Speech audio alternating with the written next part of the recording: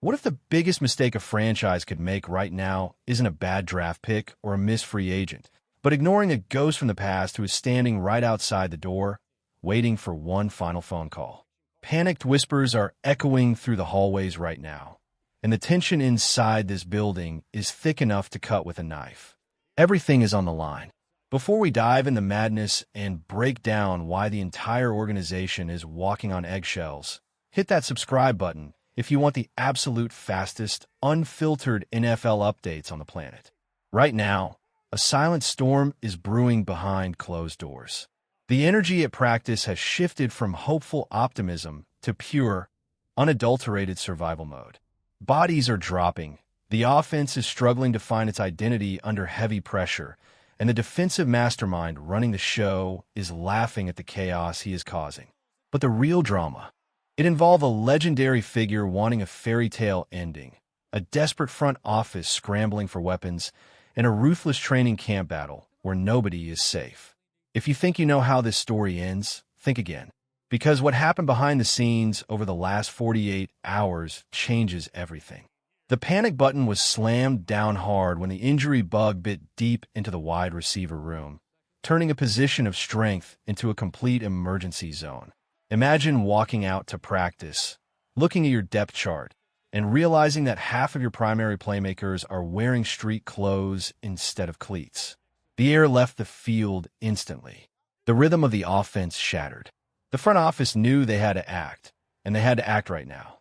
You cannot survive a brutal 17-game gauntlet when your pass catchers are glued to the training room table. Enter a desperate rescue mission. The front office scoured the market and brought in undrafted speedster Brandon Hayes, a dangerous weapon out of southeastern Louisiana who previously turned heads during a rookie minicamp invite. This is a player who knows how to break games wide open, serving as a first-team all-conference kick returner who terrorized opponents in the FCS. Last year alone, he joined an elite club as one of only 5 FCS players to return multiple kickoffs for touchdowns in consecutive games, boasting an insane 37-yard return average. Beyond his lethal abilities in the return game, he chipped in with over 200 receiving yards, rushing production, and multiple scores. Who is truly to blame for these sudden injuries? And can an unproven rookie spark a lifeless group? Drop a name in the comments below right now. This emergency signing is a bandage on a massive wound, especially with the brutal reality of the current injury report hanging over the team like a dark cloud. The depth chart took a punishing blow when injuries piled up simultaneously. The star pass catcher missed crucial days due to a lingering hamstring issue, a devastating setback that stalls development and creates immense pressure. Another explosive young target suffered a recurrence of a spring hamstring injury, turning a promising developmental curve into an uphill battle. To make matters worse, a dynamic slot weapon left practice early with a mystery injury, leaving the coaching staff scrambling to fill massive voids. The learning curve is steep, the margin for error is razor thin, and the offense is fighting just to stay afloat. But while the receiving core fights through the physical wreckage, an even bigger storyline is developing right under everyone's noses. One that involves a beloved franchise icon whose shadow still looms large over the entire city. Could a legendary hero be about to walk back through those doors for one final, glorious chapter? Rumors are running wild through the facility, and the fan base is divided down the middle. Whispers of a sensational reunion have taken over local sports radio and social media. The name on everyone's lips is none other than 3-time Pro Bowl tight end Zach Ertz. Picture the scene. After suffering a brutal, heartbreaking knee injury last year against Minnesota that left fans watching through their fingers in sheer agony, the veteran warrior has officially been cleared for all football activities. He wants to play this season. He wants one more run at glory. Just days ago, videos surfaced of him back at Stanford, effortlessly catching passes from his legendary college quarterback Andrew Luck in a throwback moment that sent shockwaves across the football world. He is healthy, he is hungry, and he is expected to be ready to put pen to paper in mid-August. The numbers he put up before that devastating injury prove he still has plenty of gas left in the tank. We're talking about a player who hauled in over 100 catches for more than 1,000 yards and double-digit touchdowns in recent years, capping off his final full campaign with a 10-catch, 106-yard masterpiece against Denver. If he returns to this franchise, he isn't just coming back to play football. He is coming back to cement his immortality in franchise history. He sits breathtakingly close to the mountaintop of the record books. He needs a mere 11 catches to surpass Harold Carmichael and claim the absolute crown for the most receptions in franchise history. When you look at the all-time list for receiving yards, his name stands proudly alongside icons like Carmichael, Pete Retzlaff, Deshaun Jackson, and Mike Quick. Adding him to this current roster isn't just an emotional nostalgia trip. It is a calculated, brilliant chess move. The current tight end room features reliable talent. But if injury strikes the starter, who has battled health concerns throughout his career, the position instantly becomes a major vulnerability in an offensive scheme that relies heavily on the tight end position to move the chains. Bringing in a battle-tested veteran provides an elite safety valve for the quarterbacks, a calming presence in a young and evolving offensive locker room, and a masterclass in route running that opposing defenses simply cannot scheme against. Imagine the sheer electricity in the stadium if he catches that record-breaking pass in front of a fan base that worships the ground he walks on. It would be the ultimate Hollywood script. Yet, as sweet as a Hollywood reunion sounds, the reality on the training camp field is a waking nightmare for the guys wearing the offensive jerseys. Because on the other side of the ball, a defensive mastermind is orchestrating an absolute slaughter. If you want to understand why the offense is struggling to find its footing, you need to look at the ruthless defensive coordinator running the show with a cold, calculated smile. Old school, unfiltered, and completely unapologetic. The veteran defensive coordinator has seen it all, and he refuses to change for anyone. When asked about the brutal beating his defense has been putting on the offense day in and day out at practice, his reaction was pure comedy mixed with sheer dominance. With a calm, relaxed demeanor, he essentially shrugged off the offensive struggles, noting that the defense has completely dismantled the offense not just this week, but for the past 2 consecutive years. To him, this isn't a crisis, it is a tradition.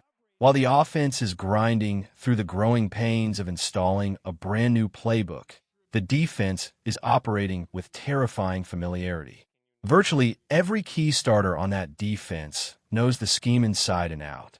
The only major newcomer in a primary role is sidelined, meaning the rest of the unit is moving with telepathic chemistry. Star running back Saquon Barkley tried to put a brave face on it when speaking with the media, joking that the score in their internal training camp war sits at 2-1 in favor of the offense, depending on the day, though he freely admitted the defense completely controlled the first 2 weeks of camp. The defensive mastermind made it crystal clear, nobody should panic. At this stage of the summer, an elite, experienced, violent defense is supposed to bully a transitioning offense. It is iron sharpening iron, and the terror doesn't stop with the starting units. The coordinator dropped a massive hint to the media that reporters cannot afford to ignore. Do not sleep on linebacker Chance Campbell. Whispers out of the practice squad last year highlighted Campbell as a hidden monster ready to explode, and now, fighting through a historically deep linebacker room featuring fierce competitors, Campbell is violently forcing his way onto the 53-man roster. Furthermore, the defense is toying with terrifying new schematic looks, threatening to unleash heavy 5-man fronts featuring a nightmare rotation of massive interior disruptors paired with versatile playmakers flying around the secondary. The defense is smelling blood in the water. But how did the offense respond when their backs were against the wall? What happened next completely shifted the momentum of the entire week. Staring down the barrel of a defensive onslaught, the offense needed a hero to step up and stop the bleeding. And on a sun-drenched Wednesday practice field, that hero finally answered the call.